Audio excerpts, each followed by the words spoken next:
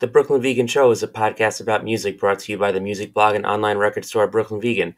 Make sure to subscribe to hear all of our upcoming episodes featuring interviews with musicians and more, and find us 24/7 at brooklynvegan.com, Twitter, Facebook, and Instagram.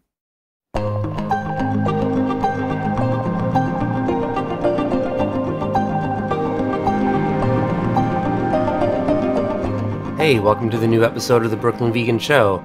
I'm BV editor Andrew Sacker, and today's episode is an interview with founding Saosin member Beau Burchell. Technically, Beau is the second member of Saosin to come on our show. Original vocalist Anthony Green came on back in 2022, but this is our first episode dedicated entirely to Saosin, and it comes in extended celebration of the band's 20th anniversary. They celebrated the anniversary last year in 2023 with 2 shows at the Garden Amphitheater in Garden Grove, California. And they had Anthony singing, but they also had a surprise set with Cove Reber, their second vocalist, singing. And Cove is now back in the band for the anniversary shows were recorded, and they're coming out as the live album Live from the Garden Amphitheater on July 19th via Born Losers Records. The live album includes a full performance of their debut EP, Translating the Name, with Anthony singing. It includes songs from the Cove set, and it includes 4 covers, songs from Smashing Pumpkins, Sunny Day Real Estate, At the Drive-In, and Blindside. Saosin also have a new re-recorded version of their self-titled album, their first with Cove, in the works, and new music. With all this happening, we thought it'd be a great time to catch up with Beau and reflect on the band's history, present, and future, and it was a really, really fun chat that I'm very excited for you to hear. But before you do, just want to let you know that listeners of this podcast can get 30% off your first year's membership at DistroKid by signing up at distrokid.com/VIP/BrooklynVegan. If you're unfamiliar, DistroKid is a service for musicians that allows you to easily upload your music to all major streaming platforms, including Spotify, Apple Music, and more. It allows you to do automatic revenue splits so collaborators and co-writers can get paid too. It provides you with an artist page that links to your music on all streaming services, allows you to add lyrics, credits, liner notes, and more. And again, you can get 30% off by signing up at distrokid.com/VIP/BrooklynVegan, and we've included the link in the description of this episode, and you can click directly from there. And now, my conversation with Beau Burchell. All right, hey Beau, what's up? Thanks for coming on the Brooklyn Vegan Show. How are you? Great. I'm a little tiny bit jet lagged, but I think I beat it. I would have beat it had it not been Mother's Day yesterday, and Saturday night we did some Mother's Day stuff as well. So I think I could have beat it totally had I not had those commitments. But yeah, other than that, doing great. Awesome. So you said off air that you were just in Japan? Yeah. So I was doing. So I don't know if you're aware of this. So Phil from As I Lay Dying plays guitar with us, and so I was out doing monitors for As I Lay Dying in Southeast Asia because I love Southeast Asia, and so anytime I get a chance to go there, I go. So I was doing monitors for them. They also had a show at Hammer Sonic Festival in Jakarta. And when the promoter found out that both Phil and I were going to be there, they added us to the show the following day. So actually, the rest of the Saosin guys flew out to Indonesia just for one concert, and then they flew right back home. So, but yeah, so it was basically kind of a work trip to Southeast Asia, and then we had a small vacation of about 4 or 5 days in Tokyo, and then Phil and I did like a DJ set at a bar in Tokyo that was kind of fun. First time ever DJing. It was really strange, I would say. It's like because recently we performed a couple cover songs, and like that was probably the first time I've ever performed a cover song. Like I've recorded cover songs before, but never like performing it in front of an audience. And it's just like a totally different thing to like perform a song that's like not really yours, that you didn't write, So it was interesting, but then it's even more weird to like play a song that you didn't write for a bunch of people you don't know, I guess, because it kind of felt like I was just like in the car, or at least I had to visualize it like we were just driving somewhere in a car, and I was just like putting on some songs that I like. Because if I didn't think of it that way, it was just so awkward to like be at a computer and like play music and like, hey, do you guys like this? I don't really know you, but I hope you like it. So it was a really interesting thing. So I have a lot more respect for people that do that now. Oh, nice. Awesome. Yeah. I mean, I have a little DJ experience, usually like between sets at band shows and stuff. And it's always a blast when you play a song that the whole crowd is like, oh, hell yeah. Right. Um, Yeah. so like what kind of music were you DJing? So we had 2 sets to do, and I did, well, it was kind of like a rock bar, and it was kind of like a Saosin meet and greet thing. So I was trying to do stuff that was like within the genre, I guess. Mm-hmm. But it's difficult because I listen to a lot of stuff that's outside the genre, like primarily. So, but yeah, I think I played, let's see, some songs that got a lot of good response was, like some of like the older Used songs, like My Chemical Romance. I think there was one 4 Year Strong song I played that was cool. And then some of the artists that I thought like were like, oh, people are gonna be stoked because this is like a cool song. Mm-hmm. Sometimes I got some blank stares like, this song is not popular. What do you mean? So it was an interesting thing because trying to balance the popular with what you like, it was interesting. Always a struggle. Yeah. Yeah. So kind of like a mini emo night vibe a little bit. Yeah. So Yeah. my set, right? Mm-hmm. It's still so awkward to me. But yeah, so my playlist was more like in like the emo world, and then Phil's was more like in the heavier songs, and we kind of like tried to divide it that way so we wouldn't be playing some of the same songs. Cool. So So just yeah, out of, sorry. no, I was saying so it was cool. Awesome. So just out of curiosity, you said you kind of don't listen to that stuff all the time. What do you listen to just in your free time? Okay, so one, I have zero free time. Because as soon as I transition out of, like, I guess, so my normal day to day life is studio world. So I'm here, and depending on if I have an artist in with me or if I'm like mixing. If I have an artist in with me, it's not uncommon to be recording until maybe 7 or 9 o'clock at night. And by that time, like my kids are already asleep, and my wife is usually like ready for bed at that time. So it's kind of like, all right, well, I'm exhausted from working on music all day. So I literally just like come in from the studio and go to sleep, and then wake up in the morning, try to spend some time with the kids and the family, and then take them to school, and then it goes right back to being in the studio, and it's kind of like rinse and repeat. So I literally have zero. I have maybe like 15 minutes of free time that I might listen to something in the car, like on the way to the school. And that's assuming that like the kids don't get, if they're okay with listening to what I want to listen to in the car, right? Sometimes they like it. They're like, this is cool. It's crazy music. But most of the time they might want to just like, it's like, they're going to school in the morning, so they want to listen to like a hype song to like get them all stoked for school. So that's fun. But yeah, for the most part, like as far as what I listen to, um, man, not a lot. I always find myself going back to some of the older nostalgic stuff for me, like old, very early emo bands, and like, very early like metal bands. And that's primarily like where I get a lot of my influence from. Um, Generally, when I listen to newer music, I have a hard time not hearing the influences of where the newer bands are like deriving their sounds from, and it just kind of makes me want to listen to the old stuff.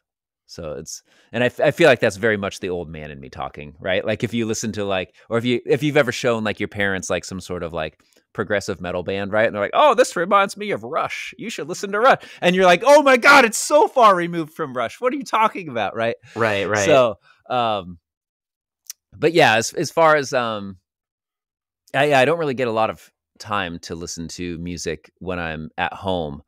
But when we're like together on the bus or like traveling somewhere, sometimes we'll make an effort to kind of like listen to things together, and like we'll like talk about like what we like or dislike about those things. But it's hard because, you want to kind of like keep a positive attitude. And then sometimes, sometimes it can be discouraging. Like if an artist you like puts out a record that you don't really like that much, and you want to give them like, oh, that's cool though. I respect them for like doing what they want to do. So yeah, Totally. I know that doesn't really, I know it probably doesn't give you the answer you want, but unfortunately I just like, it's like, what do you do with your spare time? It's like, well, I have none. I'm sorry. Right. Super boring. No, honesty is the best answer. So, Yeah. but speaking of, old emo songs, and you touched on like the covers you just did, I was going to bring this up anyway. So let's hop in. For anyone listening, just in case it needs to be said, you guys have a live album recorded at the 20th anniversary shows.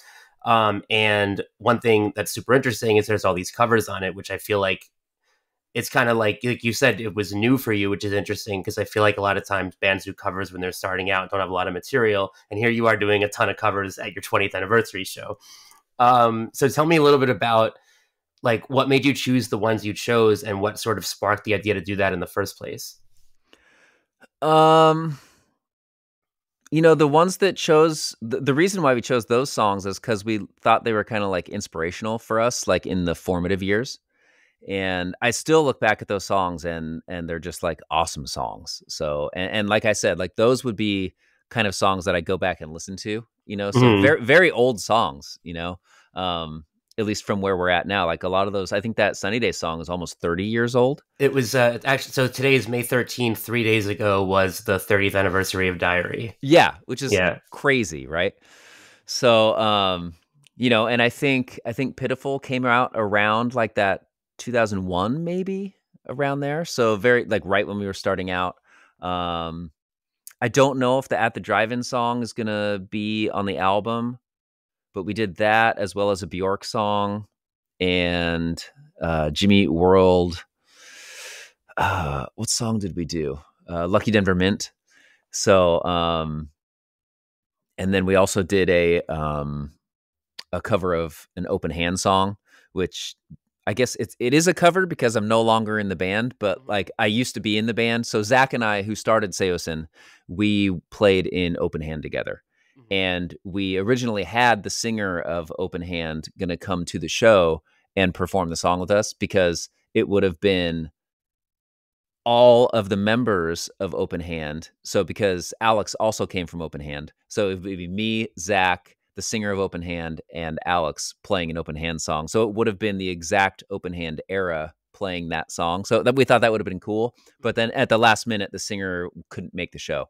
So we kind of just had to pivot. And then I think Chris ended up singing the song. But we didn't feel like it turned out good enough to put on the album, So. Yeah, I actually wanted to, so we're, being that you have so much sort of milestones to celebrate for Saosin this year, like I thought we'd get into the history a little bit. So I thought maybe start around the Open Hand era. So yeah, I mean, basically my question is like, actually, let me back up a second. So I was doing a little research. I know about Open Hand. I did not know about Cosmos Express until I started digging in a little bit. So I guess you have that kind of, it sounded almost like Britpoppy. Like it was pretty cool. Dude, yeah. I mean, Oasis is still one of my favorite bands. Mm-hmm. So obviously you had been playing music for a few years before Saosin formed, and Open Hand had a footing in the sort of hardcore emo scene around Orange County, where Saosin would then. So my question for you is like, how did you first start to get involved in like the hardcore scene, the emo scene around the area that you grew up? Oh, so this is actually a really good question because when we were just at Hammer Sonic, Bleeding Through was playing there. And so me and Brandon, like we saw each other in like the hotel lobby and we're like, dude, what's up? How you doing? And so at the high school that I went to, I played in a band with Brandon Chiappetti from Bleeding Through, who was also in 18 Visions. And then, well, actually how do I back up? So from my high school came bands and I guess like singers, artists, whatever. The bands that came out of that high school were Adamantium, which was like pretty influential, like hardcore band. Let's see. 18 Visions, Throwdown, Bleeding Through, Saosin, Mr. Goodhue, and Steve Aoki. So like, and that's all within we all went to that high school at the same period. So like between the ninth and 12th grade, that was all of us that like we were like all hanging out together. And a lot of those guys was kind of like what got me into like more of like the straight edge hardcore music. And, so I played in a band with Brandon Chipetti from Bleeding Through,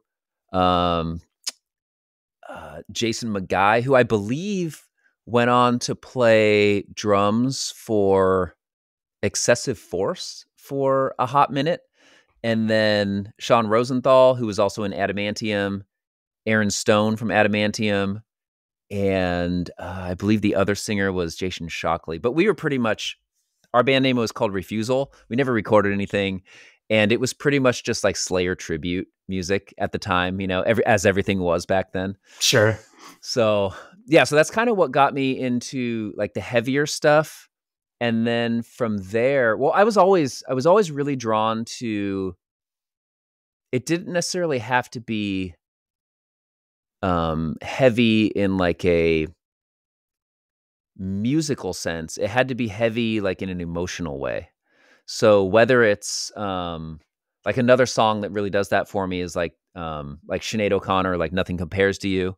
Like any sort of like really heavy song where you're just like, oh my God, I'm either gonna like cry or scream. I can't figure it out, like Nine Inch Nails, Hurt is another one of those, like any sort of song where you're just like, oh my God, this is so heavy.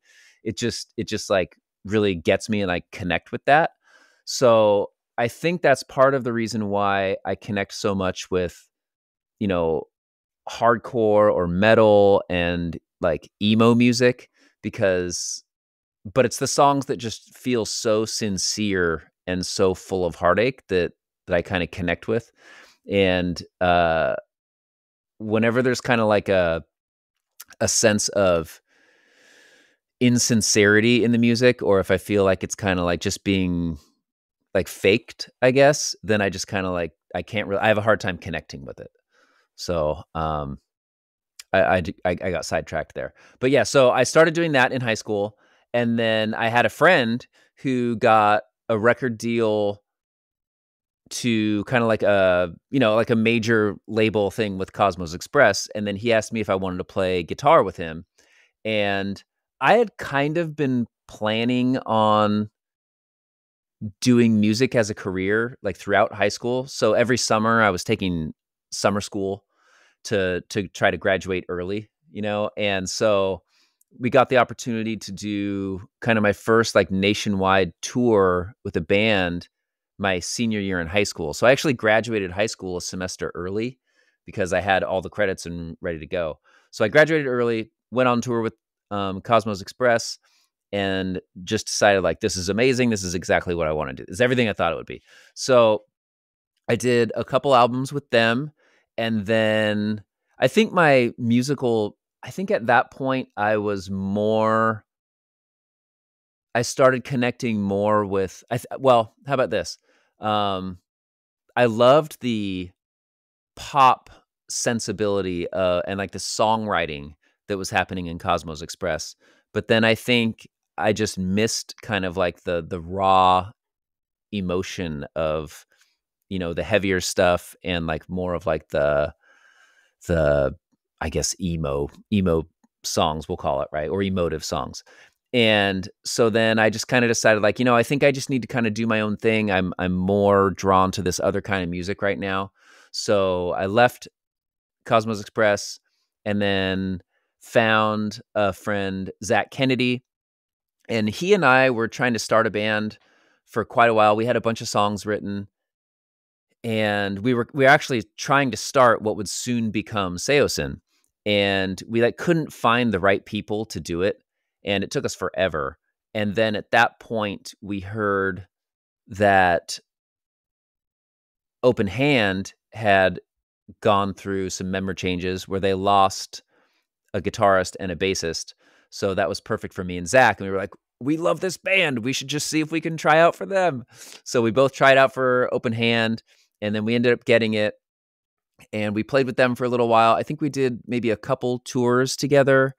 And then I was I think the specific moment was I had written 7 years and translating the name, and I started playing those songs at an open hand rehearsal, and the singer kind of turned around and he was like, "Oh, that's cool. What is that?" And I was like, "Oh, it's just this song that I am working on." And he was kind of like, "Oh, okay, well, whatever."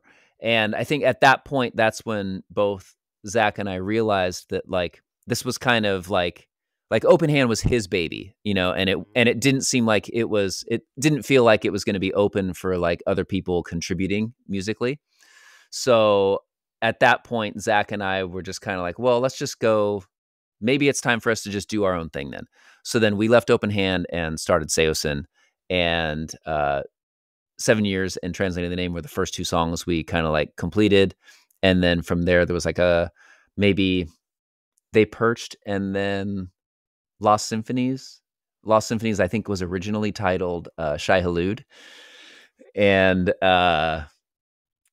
then Third Measurement in C, I think, was the last song we did. So we had this whole like EP recorded, and we were just like trying to find people to be in the band. And it was so difficult because everyone that we wanted to get was already in a band, and no one wants to like leave their band to like go start up a band, which I guess is very similar to like regular jobs, right? Like no one's really going to like leave their secure job to go to a startup company unless they're getting like a major stake in it, right? Like unless the risk is totally worth the reward. So, but in a band, you just never know. And it's like, dude, this band's already touring. Like, I'm not leaving this. So it was very difficult for us to find people. But then once we found Anthony, it was just kind of like, oh, this is exactly it. Like we were kind of always thinking we would be, or at least in our brains, we thought we sounded like a hardcore version of Bjork. And which is like, looking back, it's like, yeah, I don't think so at all. But that was kind of our perception, right? So then some things happened internally with the band where Zach did not want to continue. So then we found Chris, and then Chris ended up to be absolutely amazing and is still with us now. And then Anthony left the band, and then we got Cove. We did the self-titled record, and then In Search of Solid Ground, and it was just like nonstop touring in support of those albums. And then recently we got, and I guess then it would be, then Anthony came back, and then now we have Cove again, and then now we have Phil. So we're very kind of like, to us, the band is like the sum of, what would I say? It's bigger than the sum of its parts, I guess. So, we don't really have like limitations on like what we will or won't do, I guess. It just has to feel right. So whatever feels right in the moment, that's kind of what we do. Awesome. And I forget your original question now, so I apologize. All good. No, I mean, that was all great. Just to back up for a second. So like you said, it was hard to sort of find the right people. And then Anthony being from the opposite coast, how did you first meet? Oh, dude. So I was doing studio work before I was doing Saosin. And so I was kind of like involved with like seeing other bands coming through, and the other studio that I would work out of, they had just finished doing like a record for Finch and like Days Away, and I think Lit was even in there, like just all really cool bands. And when I heard the Days Away EP, I was actually trying to like steal Keith from Days Away to be the singer. And I met him, or I saw him at a Starting Line concert at the Glass House, I believe. And I was like, hey man, like, do you know a singer that like would be into like doing some music like Saosin stuff? And actually we didn't have a band name back then, but it was like, do you know a singer? I'm looking for a singer. Somebody that maybe sounds like exactly like you, like very passively, like hoping to get it, but I didn't want to be like too forward. But then he said, I don't really know of anyone, but like, actually there's this guy, but you're probably not going to want him in your band. And I was like, I don't understand. And he was like, well, he's kind of a crazy person and he just got out of rehab. And I was like, he sounds perfect. Are you kidding me? Like that's every amazing lead singer, right? Um, so anyways, so he introduced me to Anthony, and like this whole process, remember at this time, there was no cell phones or anything. So it was like, he gave me like a phone number that was like written down, and I would have to call and be like, hello, yes, is Anthony available? And it's like, Anthony, come get the phone. Right. So it was just total like that. And then a lot of like missed communication back and forth. We had to like mail him a CD that he could like sing on. And then it was just radio silence for a while. And then all of a sudden the CD shows up, and then we listened to it and we loved it. And then we flew him out here to record the vocals for it. And then it was pretty much done after that. And let's see. Yes, we found him. And then, but I think at some point we had some disagreements about like, substances, and, I think it's safe to say it's been a lifelong struggle for him. And, I don't think we necessarily knew how to be, because I had never dealt with anything like that and never experienced anything like that. So I don't know if we just didn't know how to be supportive in the way that he needed, and I think that maybe combined with him missing his, California, East Coast and West Coast are two very different like types of people, and sometimes they get along. Sometimes it's just so drastically different that it can feel uncomfortable. And I think maybe that's what it was at that kind of early point in our lives. So anyways, he ended up kind of leaving the band. And now, am I getting too far from what you were asking? No. Let me cut you off actually, because I do have. I want to touch on that stuff, but before we get to the part where Anthony leaves, let me ask about that EP real quick. So that the label that came out on Death to His Part was just something you had started, right? So like, you had essentially self-released this EP, and this was the time, I think, when what you were doing, like the sort of singing and also screaming and like, coming out of hardcore and post-hardcore, like that kind of stuff was getting a little popular, but I feel like it was still new and novel. It wasn't oversaturated yet. So like, my question is basically like, when you were making this thing, did success feel possible? Like, was that on the brain at all? Or was it totally unexpected when the EP took off the way it did? Man, I would say that I don't think that, man, how can I answer this? I feel like it was a different time back then, like I feel like now, and I think this is kind of an interesting thing, right? Like if you talk to like maybe like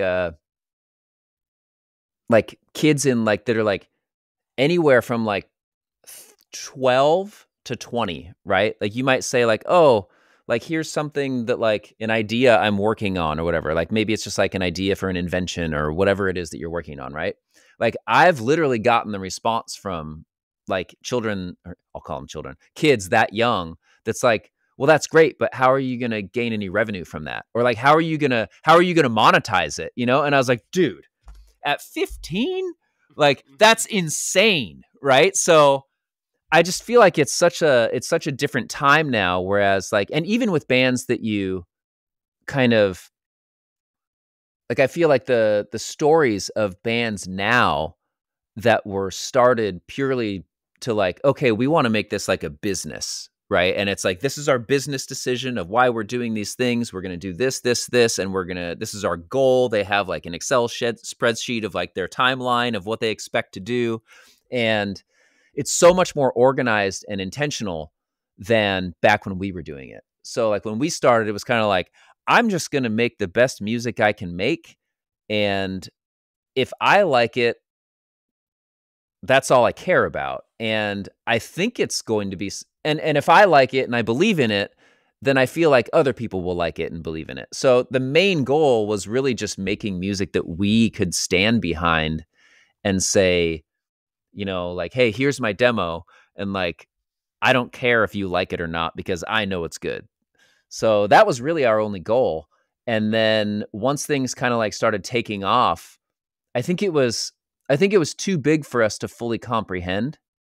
We were just, I think you just kind of start seeing, like, our very first show was a sold out show. And it was just kind of like, I think when that happens to you, it's just kind of like, well, this is my new reality and I don't really know anything else. I mean, I had definitely struggled in the previous bands, but then when Saosin happened, it was just kind of like, oh, well, this is just how it's supposed to be, And so, yeah, I don't think that at least personally, I don't think I ever set out to say like, these are my goals, like I hope to be successful in whatever my definition of success. I guess at that point, my success would have been defined as making music that's awesome and having other people connect with it and also enjoying it as much as I did, but I don't think there was any sort of financial or like status goal at that point, because one, there, I don't even think there was. It was like the start of MySpace, maybe. Mm-hmm. So it was like, I think at that point, it was like, if you could get one of those like super popular, like I don't know, what do you like the internet models on Facebook, like if you could get into their top 8, then it was like, oh, we've made it, right? Like everyone's gonna know about us now. So it was like, that was about as big as we ever thought it would get in the very beginning. But then once,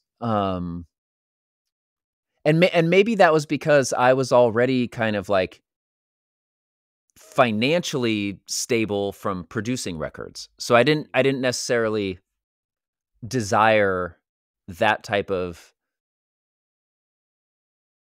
return from creating music. When it came to producing records, it was like a service and I would be paid for that service. But when it came to creating music, I didn't really look at it that way.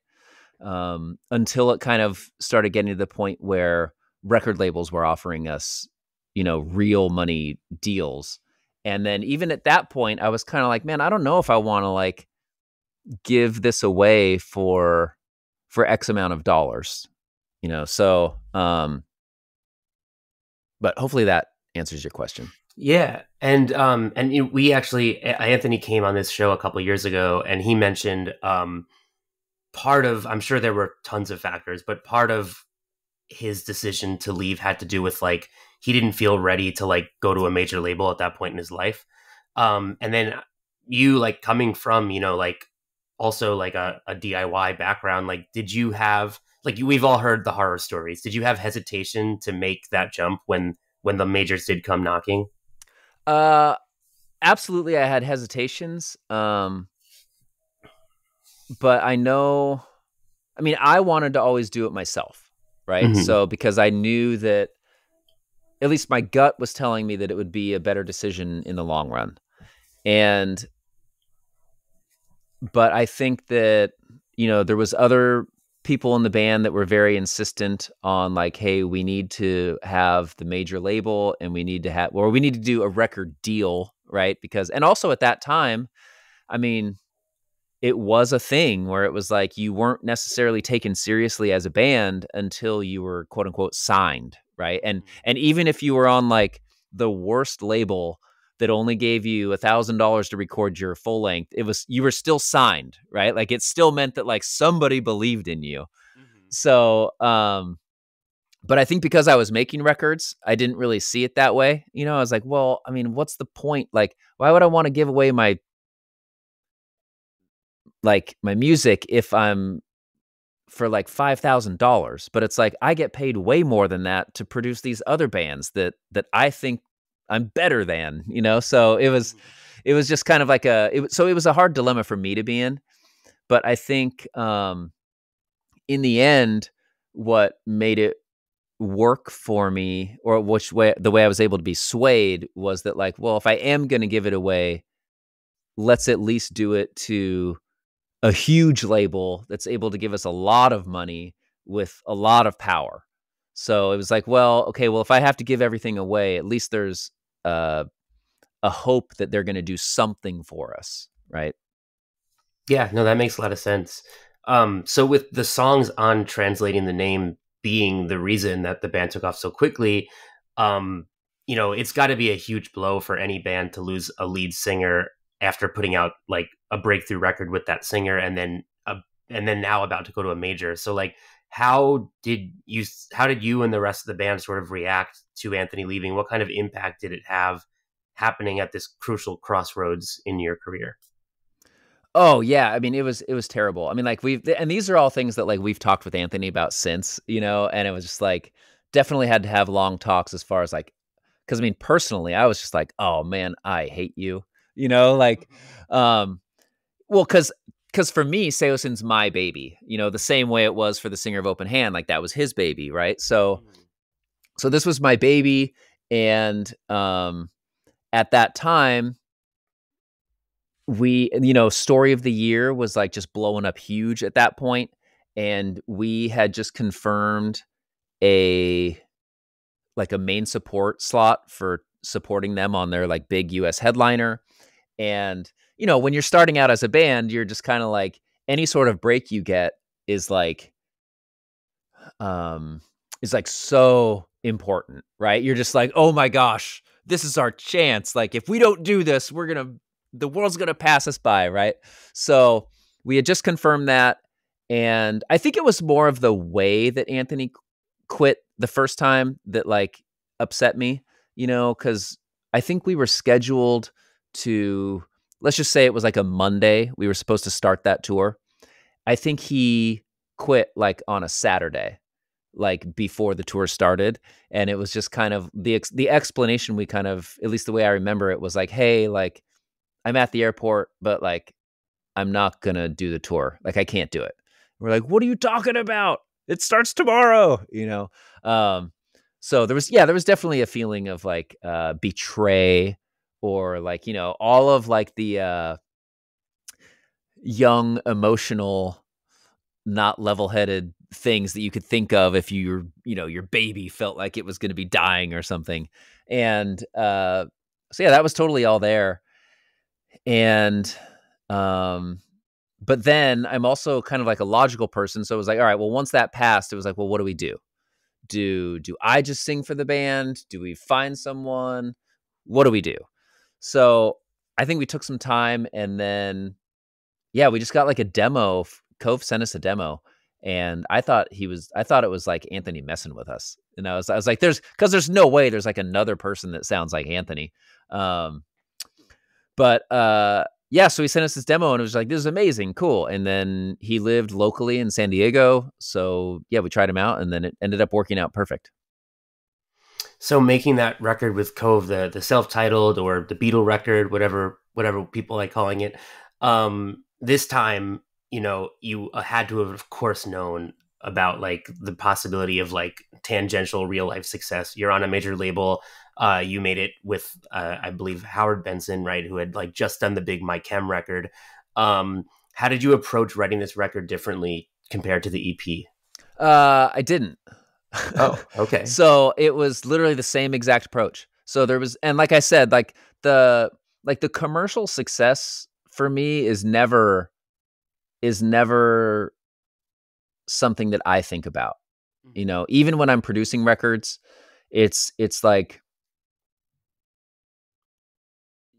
the thing is like you have to, and I think maybe this is my experience that I gained from touring with Cosmos Express, because when you're when you're doing when you're in that kind of circuit where you're performing like these kind of like major places, and you're doing like radio performances or kind of like events for like corporations of like music corporation type stuff, industry things. And you get to a point where if you don't truly love the songs that you're performing, it becomes it becomes a nightmare to like wake up at 5 in the morning to go play a song on an acoustic guitar for a DJ who could care less about your band.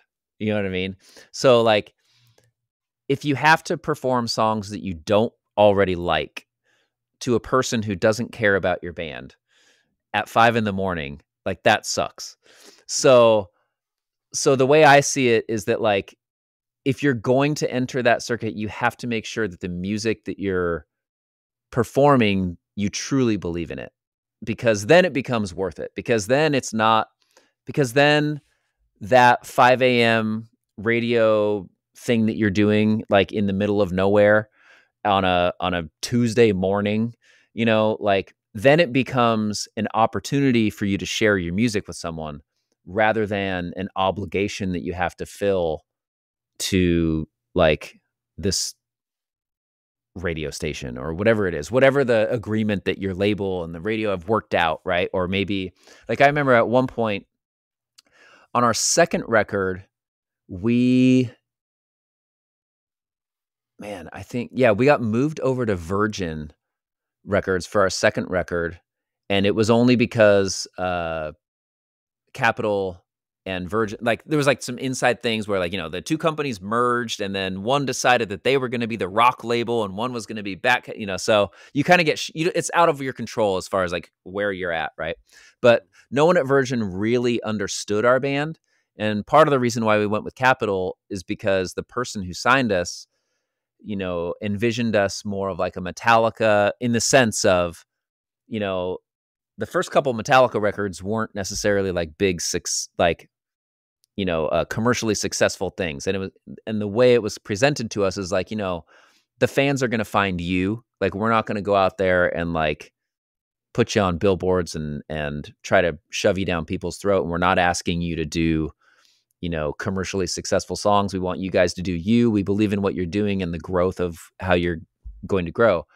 And then, eventually then, depending on how things are going, it would be nice if you could do a Black album, Mm-hmm. So, and we were like, dude, that's awesome. Mm-hmm. But then once all those people got fired and we got moved over to Virgin, then it was very clear that they were only interested in, I think the other artists they had were 30 Seconds to Mars and Red Jumpsuit Apparatus. And, I would say they are very much like commercially successful bands, especially 30 Seconds to Mars now, right? But it's like, but I would not say that, I don't know, I would just say it's very mainstream, right? Whereas a lot of the time I feel like Saosin is not very mainstream. It's still kind of a little, doesn't necessarily fit on like a major radio format, if that makes sense. So they just didn't really know what to do with us. And they were kind of hell-bent on, we need like these big radio singles from you guys. And that was kind of a discussion because we were like, we're just not that kind of band. Like I don't know why you want us here, because I don't think we're able to deliver that. So that was also an interesting time. But again, I'm off topic again. No, it's all good. I mean, I love tangents. And I actually, you know what? I'm just going to follow up on that. So like, yeah, one thing that's really interesting to me too is like, I mean, that record, the second one, was like a little bit of an end of an era for the band too. I mean, it's the last with Cove, last for a major. And like, obviously I didn't know prior to 5 minutes ago about the way that Virgin was sort of their expectations, but like, it makes sense. Cause I mean, also at that point in time, like the self-titled came out when this type of music was really the pop music of its time. Like, and I feel like by the end of the 2000s, the mainstream is very fickle and it was moving on, like a lot of bands that probably I assume you would call peers, have, I feel like, a similar story where it's like, you kind of have the like surprise, like you're just like a underground band in the early 2000s. And then all of a sudden you're big. And in the mid 2000s, you're really big.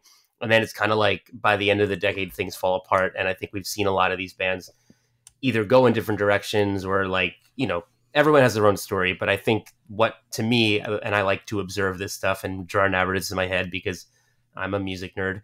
To me, like, I think you see by the end of the decade, like people feeling those impacts. So like, and then obviously and I'm getting jumping ahead now too, but just of course you then come back 5 years later with Anthony again. You make a record for an independent label, Epitaph. You do it with like Will Yip, who at that point was like a more underground person compared to say John Feldman. So like, did you feel at the end of the 2000s like when the mainstream was kind of like moving on from say the Warped Tour world or whatever, like did you see that happening, and did it impact you as a person and a member of this community at all? Uh, I've, I guess, like I said at the beginning, like I don't really listen too much to like music of my peers. So I didn't feel that at all. I've always been kind of like out of the loop when it came to that. Like I remember we did a Warped Tour one year, and like I specifically remember this show, and I think it was like 2009 maybe, and like we had just finished playing our set, and we had like pretty huge crowd, but then as soon as we were done playing, like, I mean, at the time it felt like 100,000 people came over to the stage that we were at, and it was like, and I was like, what is happening here? And it was Day to Remember going on, and it was like, I've never even heard of this band, and like they opened up with like the Judd part, and I was just like, this is insane, and it was just, I was like mind blown, right? And so I mean, like, everyone else knew about that band and I did not know about them. So I guess I'm just kind of like giving an example of like, I did not know anything else that was happening in the scene. I was only paying attention to like what we were doing, and I've always kind of tried to like maybe not pay attention to other bands, like, because I never wanted to feel like I was like copying anyone, and I always wanted to feel like I was doing my own thing. So, yeah, maybe that's why I haven't really like reflected on that too much, but if I had to guess, that would be why. And I'm sure that's like refreshing in a way to just kind of like not get caught up in all that stuff. It can be hard. I've talked to a lot of people, and, there can be a lot of resentment towards, if you take it unhealthy, you can look at it resentful, like, why aren't we that successful? Or why aren't this happened to us? And, and it can be tough because music is so just, it's out of your control, right? And I think that's why from the very beginning, I've always tried to do it to where it's just, as long as I like it, I'm happy. And because if you try to write music for other people, I think it becomes less sincere, and you're kind of just blindly throwing darts. You're hoping that someone else connects with it, but I think you should be writing it for yourself personally. But there are a lot of people that write music to be successful, and that's totally fine too. It's just not like my goal. For sure. So I believe, like you've mentioned a few times, you do a lot of production work. I believe you did translating the name yourself, right? And then you made the next two records with these other producers. How did it, as someone who's a producer yourself, how did the process compare for you to work on records where somebody else was producing? So with the self-titled record, I didn't really have that good of a time. It was I was treated like a child, I guess, in the sense of, like, I remember specifically a moment when I had showed the engine. So basically, like, the way that record worked is like the band didn't really work with the producer at all. Like, we worked with the engineer a lot of the time. And from the get-go, Cove went with the producer, and like, so they were working together a lot. So we were kind of like with the engineer and the assistant engineer tracking the guitars and bass and drums. And I remember specifically showing the engineer a part in the Bled Past the Flask record that I had done, where I wanted the song to break and have a certain type of sound to it, and he couldn't understand what I was saying. So I like showed him, and you could tell, and it was kind of interesting for me because you could tell that he liked it, but then he was like, "Oh, what's this?" And I was like, "Oh, it's just like a record that I produced, so I can show you exactly how to get it." And instantly was like, "I guess that's okay for a demo." And I was like, oh, Hmm. dude, come on, so and I think that probably put a bad taste in my mouth throughout the rest of the experience. But there was a lot of things that happened on that album, the recording process, that like I don't necessarily look back on fondly, but I do realize it's a great record.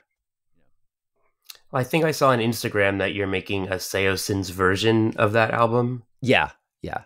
Is that related to what you're talking about? Like Um, the decision to kind of go back to it, I guess.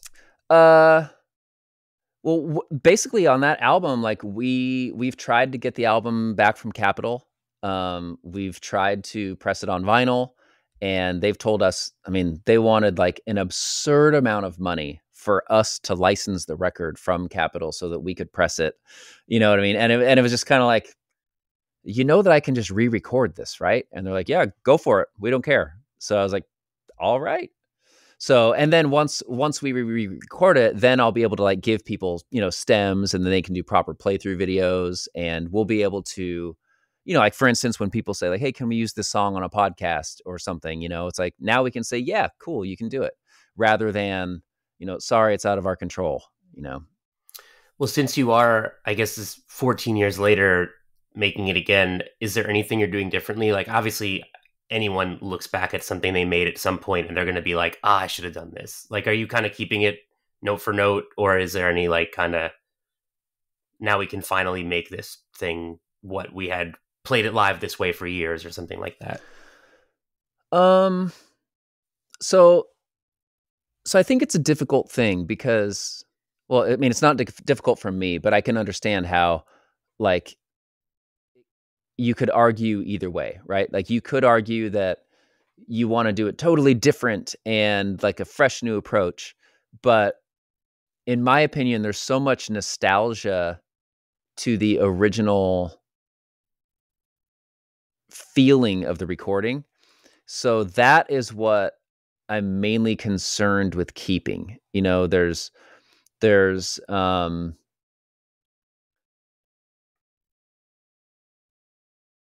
my main focus is just making sure that if you put on the original or if you put on the new version, it's got to feel the same.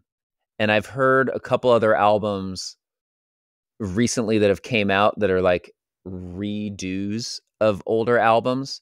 And, I mean, specifically in the metal world, I remember there was one album that was redone recently and the fans just hated it, and like, I mean, granted, I was one of those people too. I was like, oh my gosh, this is, I do not enjoy this. I mean, I definitely wasn't going online and like doing those hate comments. Right. And you're just like, geez, guys, like, get a job, So, but it was like, oh, I don't prefer the new one at all. I'm just going to listen to the old one, right? So, and with us, I mean, the old one will still exist online, but I do feel like the new one will be better. It'll just be a little bit more modern. But again, I'm trying to make it to where, if the new, like, let's just say you were listening to like Saosin on shuffle, and a song from the original recording came on and a song from the new one came on, you might not know that it is from a different recording. You just might be able to hear the guitars a little better, and like everything will be better sounding, I guess. Yeah, no, that's cool. And I mean, I think like, like a lot of times, especially in the punk world, when like older punk bands are like, oh, we're gonna even just remix our album, I'm like, wait, no, don't do that. I like that it sounds bad, right? Like, I'm so used, yeah. But then like there are like, did you hear the new mix of the Replacements, Tim? Mm-mm. It's like so good. Like, I mean, like, are you a Replacements fan? No. No. Okay. So, well, highly recommend. Okay. But Tim, their 1985 album is like famously sounds absolutely terrible, and they just like finally remixed it, and the drums sound like drums for the first time in like 30 years.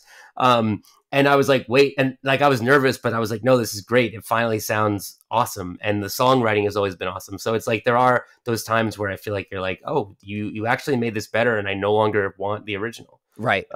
So it can happen. Yeah. Dude, absolutely. Yeah. So I wanted to ask, like I had touched on you. So Anthony Reed joined the band. You made that 2016 record together. Being that it left off the way it did, how did you eventually rekindle things with Anthony and sort of then make, actually for the first time, a full-length album together? I think just with time, because Chris and Anthony always maintained a relationship. So, just over the years, there was always kind of a lot, and I'm very much a person of like, you know, I think because I interact with bands so much, um, I'm a little, I don't want to say jaded, but like musicians have a tendency to make plans and never follow through.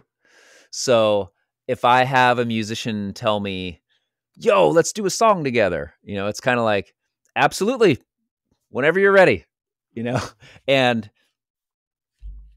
the odds are that it probably won't happen, right? Um, so I think when it came time to do the record with Anthony, there was a lot of that talk, as far as like, hey, let's do something. I want to do this. And I think maybe he was at a point when things with Circo weren't going so well.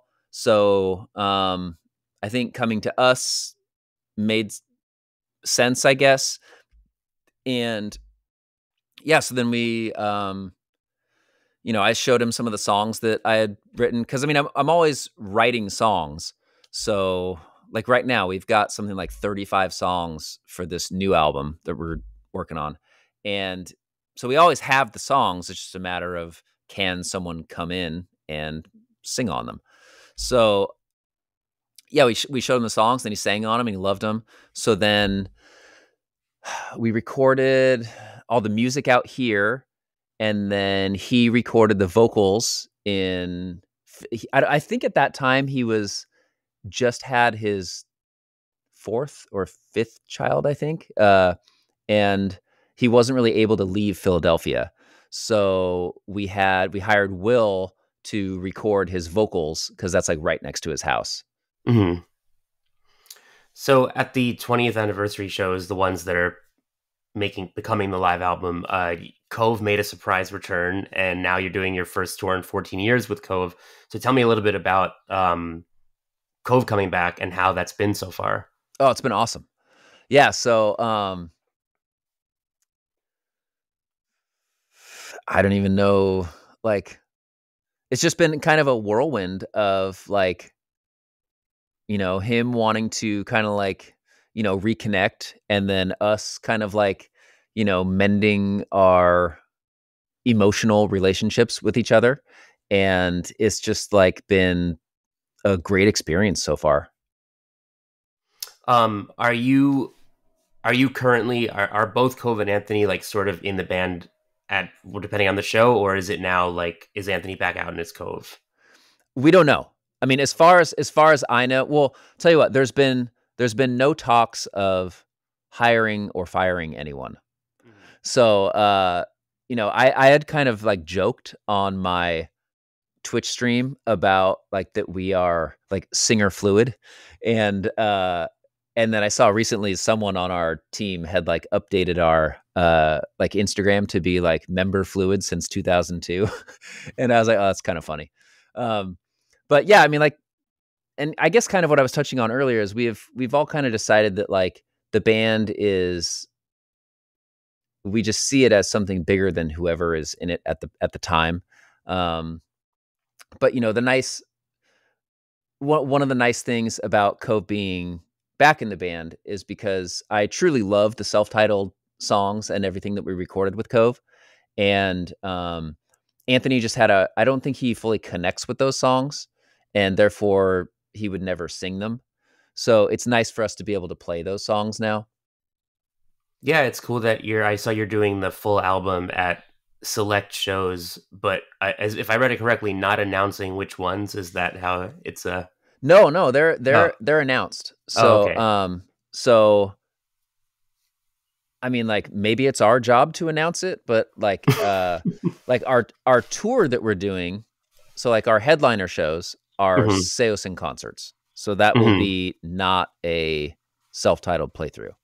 But the festivals are, depending on which festival it is, they will be advertising whether or not it's a album playthrough or a regular set.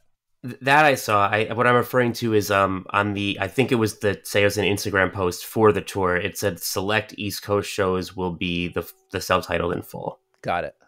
Yeah. I don't know. Yeah, yeah. All right. I guess we'll find out. Yeah. So I mean, it's kind of I don't want to say bummer, but it's hard because, when you're doing like 2 different sets every night, you have to just like learn and have that many more songs in your mental catalog, as well as I'm the person that does like, like all the interludes and the set design stuff and like I mean, Chris comes up with the set list, but then I have to then put all of like the automation of our pedal boards and all that stuff. So I have to have 2 separate sets for that, and that takes a lot of prep work. So it would be nice if we could only play 1 set, but it's part of it. Yeah. No, it's awesome. I mean, I feel like we're kind of full circle here, but I like how the Saosin of 2024 is like, I feel like there was a time in history where it was like Saosin with Anthony and then Saosin with Cove and then Saosin with Anthony. And it's cool that we're in this point where it feels, like you said, very fluid and it just like encompasses everything. And I mean, with the 20th anniversary album having both singers on it too, it just feels like a super cool culmination thing. So yeah, I would love to do a song like like Killswitch Engage did the song with Jesse and Howard. I would love to do something like that if we can find a way to do a song that kind of like fits both of their styles together. I think that would be awesome. Yeah. So, I know that's kind of like in the back of my mind right now. And, but yeah, I mean, I think at this point, I think I'm interested in, like, what do I say? Like I'm interested in bringing happiness to the most amount of people I can bring happiness to, if that makes sense. Like I'm so motivated by like uplifting someone's day at this point in my life. I'm just like, dude, awesome. You know what I mean? Like I'm way more interested in being supportive. And I guess with that kind of like, with that mentality, it's like if there are people that want to hear us with Cove, then let's do it. And if there's people that want to hear us with Anthony, let's do it. So, and as many songs as people want us to do, that's within our ability, then we'll do it. At least that's my approach. But I also realize that like playing guitar is by far the easiest job in the band. Well, maybe bass, but guitar and bass is like the 2 easiest jobs. Like drums for our band is not a simple thing, as well as singing for us is not a simple thing either. So whatever is, physically able to be done on their end, like I'll go for it. Cause I can sit there and play guitar all day long. That's easy, but their jobs are more difficult. But yeah, I at this point, I just love like, man, whatever songs people want to hear, like I will play them. Well, when do you think we might hear some of the new music you were talking about? So we're hoping to, like, our goal right now is to have new music out by the end of the year. Awesome. So we'll see how that goes. The problem is that, so Chris is a professional like videographer and photographer, and I produce and mix records. So between our 2 schedules, we have like 0 time. So we have to like actively schedule like vacation time in order to like finish an album, or to work on music, because otherwise the work just keeps coming in, and then next thing you know, 5 years go by and it's like, yeah, we should probably get around to making an album, So it's very difficult for us to set aside the time to do it, I get that. So one last question. So I know you've said a few times that you aren't necessarily always listening to the music of your peers, but as someone who has produced a ton of records and toured with a ton of bands, obviously there's like so much nostalgia right now for like that period of like emo or post-hardcore or whatever people want to call it, like festivals like When We Were Young, dedicated to this like keeping the mid 2000s alive. What's a band from that era that you think doesn't get enough love now? Ooh, man, I feel like we're all getting love. That's the hard part.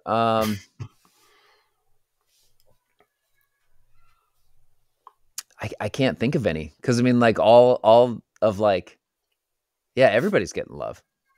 As far as I know, I'm sure there's people that feel like they're missing out, but I don't know. I'm sure there's probably some great recommendations. I just can't think of any. All good. Well, anything else you want to add before we go? I don't think so. Did I get everything good? Yeah. No, I mean, I this was a blast, I think. Okay. I hope, yeah. Yeah, thanks so much for coming on the show. Yeah, thanks for having me.